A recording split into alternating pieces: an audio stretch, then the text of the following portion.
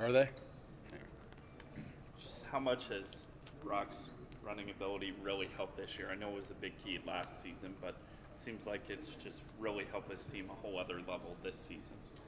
Yeah, I think. I think obviously at times it's helped us move the football, and there's some big plays that has resulted from him running the football. And I just think anytime there's a positive play, it helps. Helps our team. And we've been fortunate that there's been some times this year where he's been able to get some yards by running. What is Johnny, when Johnny's done what he did, maybe the first quarter against Baylor or at times last week, what's going well for him when he's playing like that? Johnny's a really good football player. I think Johnny catches the ball really well.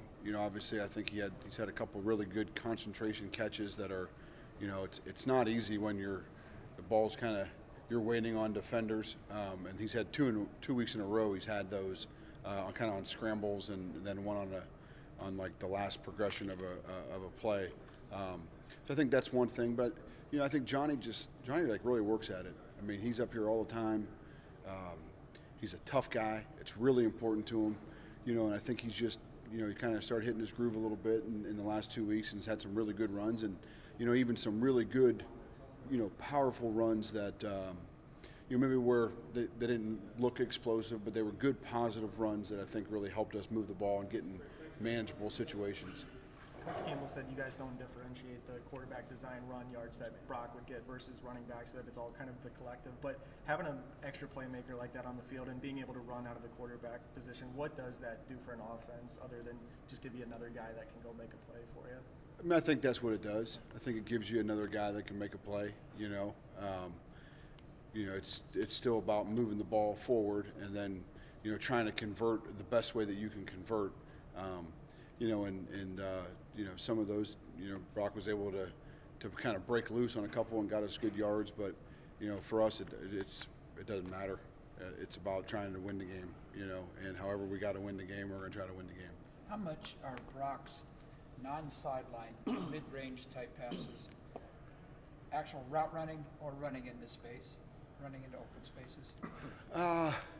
I think there's both, and most of it, Randy, would be kind of based on coverages and things like that. So I think there's a little bit of both, and those change week to week.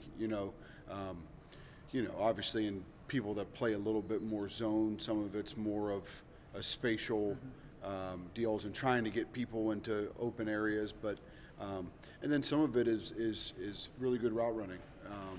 In the last couple of weeks, I just kind of think Deshaunte's run some really good routes in the middle, and where it's been kind of a man-to-man type structure.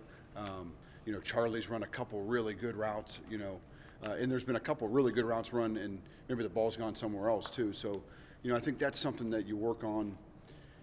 You work on the plays, but I think our coaches do a really good job, and they work really hard on the details of different routes and different leverages and different kind of techniques. And I think if you can't pigeonhole yourself and say, well, we always run a route this way, or I think a lot of it depends on the defensive style, and then from there, what kind of play we're running. Coach Campbell talked a little bit about that he saw a lot of growth in Deshaunte's practice habits from, I think, kind of early on to now. Where have you seen him evolve in those areas? Yeah, I mean, I just admire him. He's a kid that really, he played really early here. But I think, when you play really early, he was a really good player out of high school and came here and played and did a great job and made a lot of plays for us. But he also was a high school quarterback. And I think just the attention to detail that he's shown, I obviously can't speak for last year, but just the growth that he's made, I think, and I think he would tell you this, I think he's matured so much, and it's become really, really important to him, where, I think you really feel like, man, Deshaunte is a really reliable guy. I think he's made some really good plays for us and made some really hard plays, difficult plays to make, and man, oh man, he's come up with it, and he's kind of been the consistent guy, one of the consistent guys for us that has just continued to show up. But his practice habits, they were always good. But I think there's a difference in when you're a freshman and when you're an underclassman, and you're trying to learn it, and you're trying to go through it, and you're trying to understand where to be, where to line up. You know, I think now he's at the point where it's not just how do I line up, it's, man, what is the technique, what's the coverage, what's the, in my toolbox, when elite playmakers have the ability to make plays, I think those guys understand what's my go-to move, what's my counter moves off of it, and I think we're really seeing Deshante kind of evolve into that, and he's just been a real pleasure this year to be around. He's been great for the team. Does he kind of become that security blanket that Akeem was almost for Brock to know I can always go to him at least? You know, I don't. Brock is really good at throwing the ball to where he thinks the ball should go. So I think he obviously trusts Deshante, but I would be hesitant to say that, you know, he's a security blanket. He has happened to come up with a lot of really big plays, but I think Brock does a great job of. Brock just tries to. He trusts everybody. You know, I think you see he'll throw it to anybody that he thinks is open, and he'll throw it. You know, and I think that's a good sign for a quarterback. But it's a good sign if you play a guy that can catch the ball on the team, because you feel like, man, on any play I can get the ball. So I think that's helped us. I do, that he'll throw the ball to anybody. Coach Patterson said after the game that they hadn't seen you guys run the quarterback run out of a tight end set, and so that took them time to adjust. How much of that is the offense continues to evolve, and how much of it is you pull different stuff out of your playbook into a game plan each week because you got to show teams different stuff? I mean, I wish I could say it was like, honestly, it's just we felt like that was a way for us to move the ball. You know, after you go through everything, you feel like, man, how can we move the ball against this team? And we felt like there were some situations, within those sets that maybe we could move the ball that way and get an extra hat or whatever it may have been. It's not real magical. It's just, man, I think we can get a couple yards this way, and then that's kind of how we build. How can you get a couple yards and then you just kind of keep trying to go? How does that process start? I mean, I'm sure NFL teams have maybe 1,000+ plays. How does it start where you have your playbook, but then before a game throughout the week you say, this is for the most part what we're going to run? Yeah, I think you have your plays and you have your the base things of your offense, but you also have what are the things that are applicable to the defense you're playing. So most of the time, you can eliminate about 75% of your playbook by week.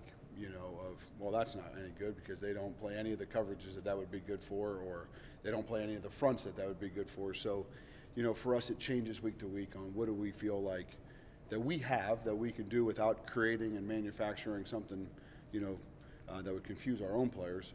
How do we move the ball the best we can? And, every week it's different. And I think that's what's fun about football is you may think you're really good, but you never know what's going to come up next, and you really have no idea.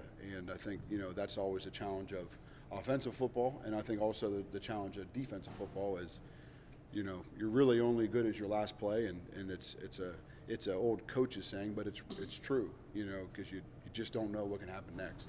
What have you seen from West Virginia defensively? Yeah, I think there's really good team speed.